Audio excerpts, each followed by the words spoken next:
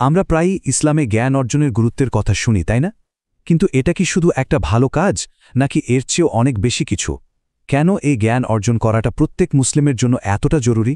চলুন আজ এই যাত্রার পেছনের মূল কারণগুলোই একটু খুঁজে বের করা যাক। ভাবুন তো, মাত্র কয়েকটি শব্দ, জ্ঞান অন্বেষণ করা প্রত্যেক মুসলিমের ওপর ফরজ। কিন্তু এর গভীরতা বিশাল। এটা কিন্তু কোনো সাধারণ উপদেশ নয়, বরং আমাদের জীবনের জন্য একটা ঐশ্বরিক কম্পাসের মতো, যা আমাদের সঠিক পথ দেখায়। প্রথমেই আমাদের এটা বুঝতে হবে যে এই নিয়মটা কোনো মানুষের তৈরি করা নয়, এটা সরাসরি আল্লাহর পক্ষ থেকে আসা একটা নির্দেশনা। এই হাদিসটা আমাদের জন্য একটা আলোকবর্তিকার মতো, যা জীবনের কঠিন বাঁকগুলোতেও আমাদের পথ দেখাতে পারে। কিন্তু এই নির্দেশনার ভেতরে ঠিক কি বলা হয়েছে? কিন্তু একটা প্রশ্ন মনে আসতেই পারে, কেন জ্ঞান অর্জনকে এতটা অপরিহার্য করা হলো? কেন এই দায়িত্বটা শুধু আলেম বা পণ্ডিতদের জন্য সীমাবদ্ধ না রেখে আমাদের সবার জন্য বাধ্যতামূলক করা হলো? এর পেছনে কিন্তু বেশ কিছু গভীর কারণ রয়েছে। বিষয়টাকে এভাবে ভাবা যায়, একদিকে আছে আলো, আরেকদিকে অন্ধকার। ইসলামে জ্ঞান হল সেই আলো যা আমাদের ভেতরের অন্ধকারকে দূর করে দেয়, আর অজ্ঞতা সেটা হল সেই অন্ধকার যা আমাদেরকে খুব সহজেই ভুল পথে ঠেলে দিতে পারে। জ্ঞান যেখানে নিরাপত্তা দেয়, অজ্ঞতা সেখানে বিপদ ডেকে আনে। আসলে দেখুন, দিনের বেসিক জ্ঞানটুকু না থাকলে কোনটা ঠিক আর কোনটা ভুল এই পার্থক্যটা করাই প্রায় অসম্ভব হয়ে পড়ে। আর ঠিক এই কারণে এই দায়িত্বটা শুধু আলেমদের জন্য নয়, বরং আমাদের প্রত্যেক সাধারণ মুসলিমের ওপর দেওয়া হয়েছে, যাতে আমরা নিজেরাই নিজেদের পথটা চিনতে পারি। আর এই হাদিসটা এটা অজ্ঞতার বিপদকে যেন চোখে আঙ্গুল দিয়ে দেখিয়ে দেয়। এখানে আমাদের পরিষ্কারভাবে সতর্ক করা হচ্ছে যে জ্ঞান ছাড়া কোনো কাজ করলে তা উপকারের চেয়ে ক্ষতিই বেশি করতে পারে। এটা একটা শক্তিশালী বার্তা। শুধু ভালো উদ্দেশ্য থাকলেই যে ফলাফল ভালো হবে তার কোনো নিশ্চয়তা নেই। আচ্ছা, তাহলে তো এটা পরিষ্কার যে জ্ঞান অর্জন করতেই হবে। কিন্তু জ্ঞানের সাগর তো বিশাল। একজন সাধারণ মানুষের পক্ষে কি সবকিছু জানা সম্ভব? এখান থেকেই সবচেয়ে গুরুত্বপূর্ণ প্রশ্নটা আসে, আমাদের ঠিক কোন জ্ঞানটুকু অর্জন করা ফারাজ বা বাধ্যতামূলক? আর এই প্রশ্নটা কিন্তু খুবই জরুরি, কারণ এর উত্তরের উপরই আমাদের প্রতিদিনের আমল নির্ভর করছে। চলুন তাহলে জেনে নেওয়া যাক ঠিক কোন জ্ঞান অর্জনকে সবচেয়ে বেশি অগ্রাধিকার দেওয়া হয়েছে। উত্তরটা কিন্তু একদম সহজ আর প্র্যাকটিক্যাল। প্রথমত, যে জ্ঞান আমাদের আল্লাহকে চিনতে সাহায্য করে, তারপর নামাজ, রোজার মতো মৌলিক ইবাদতগুলো কিভাবে সঠিকভাবে পালন করতে হয় তা শেখায়, এবং কোনটা হালাল আর কোনটা হারাম সেই পার্থক্যটা স্পষ্ট করে দেয়। মূলত এটাই হলো ফরজ জ্ঞান, কারণ এই বিষয়গুলোতে অজ্ঞতা থাকলে আমরা নিজেদের অজান্তেই বড় ধরনের ভুল করে ফেলতে পারি।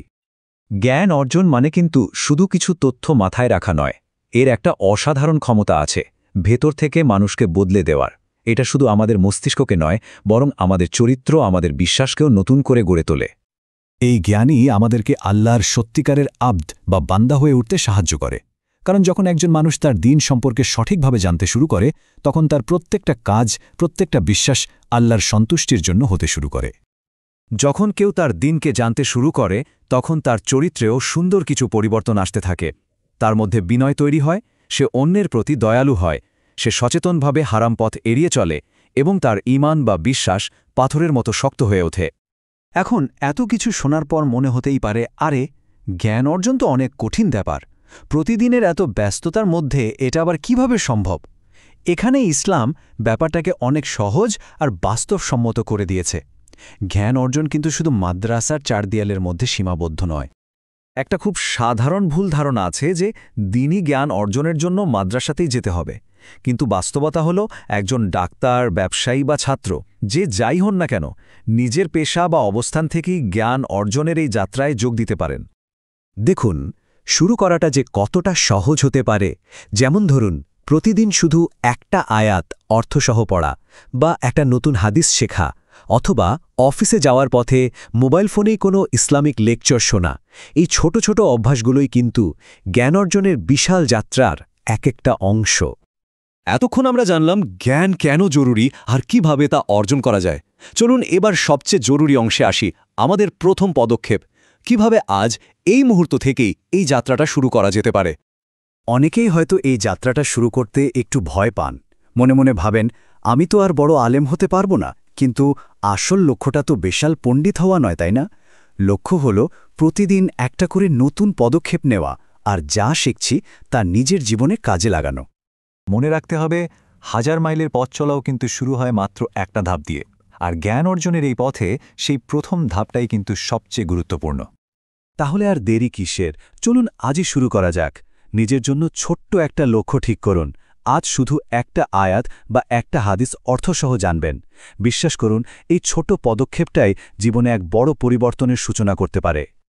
সব শেষে এই কথাটা মনে রাখা খুব জরুরি, জ্ঞান অর্জন কোনো অপশনাল বিষয় নয়। এটা হলো আল্লাহর পথে চলার প্রথম এবং সবচেয়ে গুরুত্বপূর্ণ ধাপ। আর এই পথেই রয়েছে সত্যিকারের নিরাপত্তা আর চূড়ান্ত সাফল্য।